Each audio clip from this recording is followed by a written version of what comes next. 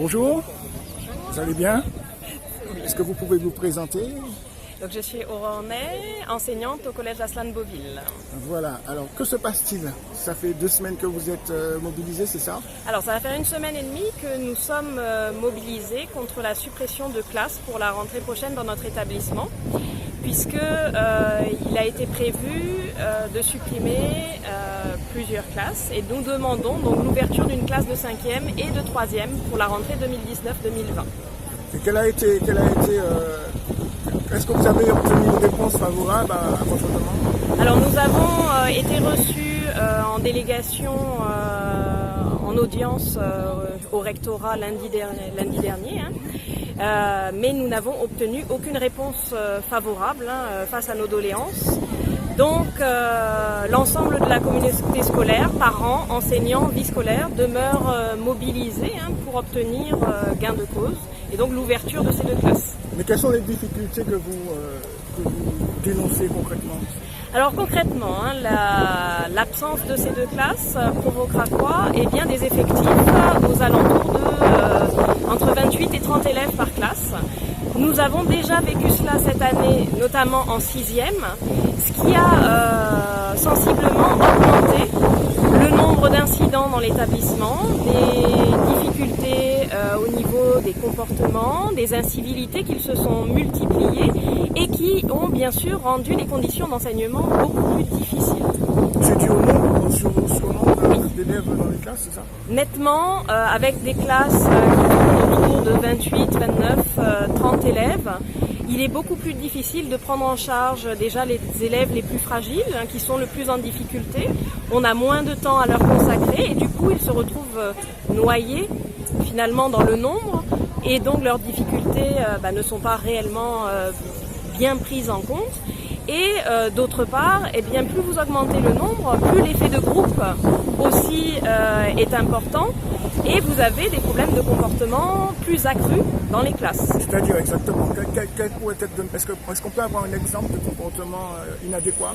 Alors, des exemples de comportement inadéquats, c'est par exemple tourner le dos à l'enseignant, refuser de travailler, et le plus présent, ça a été les disputes incessantes entre les élèves. Et comment c'est vécu par rapport aux enseignants? Est-ce qu'il y a une surcharge de travail qui crée des burn-out? Est-ce qu'il y a des arrêts de maladie? Alors, je n'ai pas de chiffres pour l'étayer, mais sensiblement une grande fatigue, en tout cas de la part des enseignants qui ont eu ces classes à effectifs très lourds. Et du coup, oui, je pense quand même une augmentation des arrêts maladie. Tout ce que je peux vous dire, c'est que beaucoup d'entre nous ont été largement touchés par l'épidémie de grippe, et ce sur 2 semaines. Et concernant la loi Blanquer, est-ce que vous pensez que ça aura des conséquences sur l'enseignement en Martinique?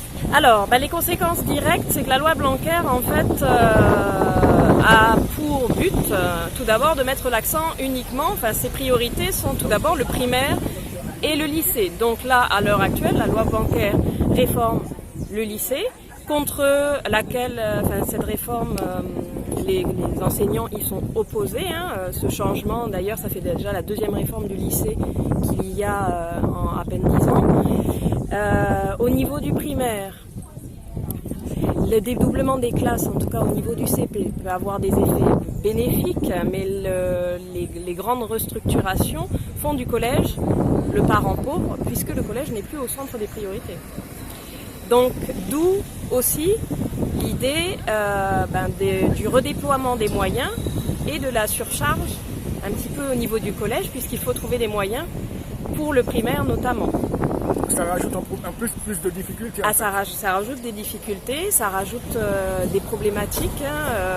Le redéploiement aussi, la disparition par exemple des directeurs d'école, l'idée de fusionner les écoles primaires et le collège pourrait entraîner ce serait une autre organisation et des logistiques vraiment différentes. Si on prend un établissement comme le nôtre, nous avons déjà plus de 900 élèves à gérer entre le collège et les classes SECPA.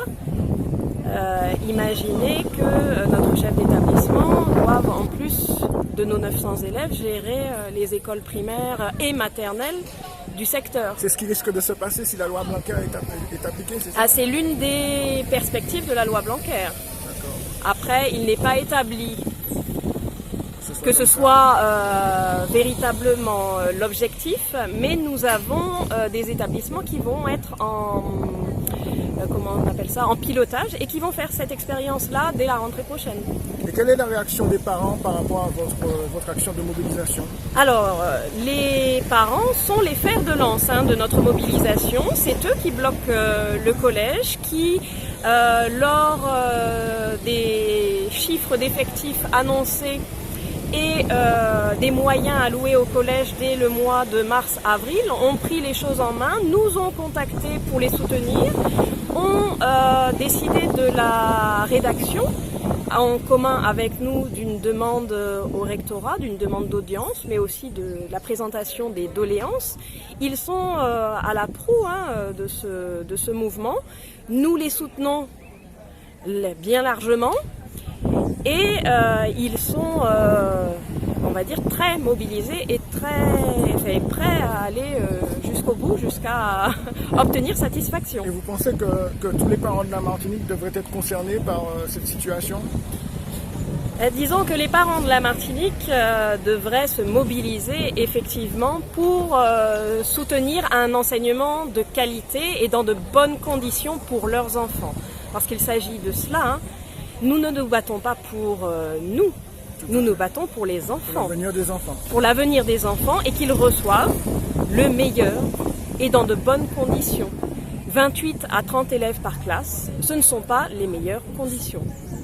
D'accord, je vous remercie. Voilà. Merci.